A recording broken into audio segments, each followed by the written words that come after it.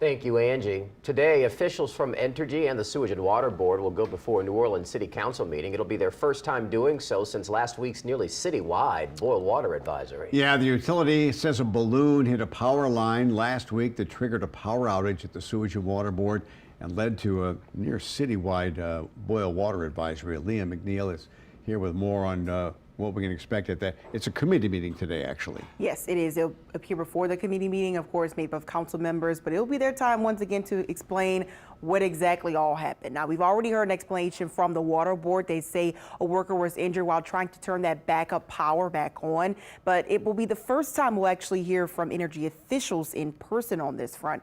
Entergy says a Mylar balloon like the ones you see on your screen were the reason behind the brief power outage at the Sewage and Water Board, which led to that water advisory. That detail has been a topic of conversation and frustration, to say the least, for people across the city and council members too. Councilman Joe Giarrusso says that they are looking at the potential ordinance to ban balloons, those Mylar balloons, but it's still in the works because there are a lot of things to consider.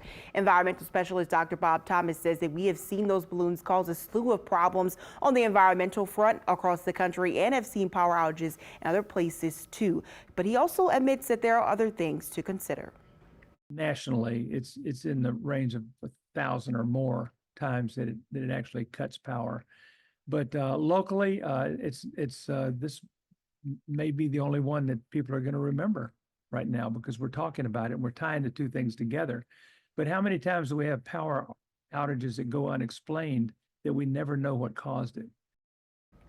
Now, while the potential Mylar balloon ordinance is still in the works, I did ask Entergy officials if they would support some type of ban like that. They say they look forward to working with the council on that front. But as Dr. Thomas pointed out, we have seen sporadic outages in localized areas, even just one last night, that aren't necessarily caused by balloons. When I asked Entergy for specific comments on that, I did not hear back. So we're hoping to hear more today at that committee meeting. Eric.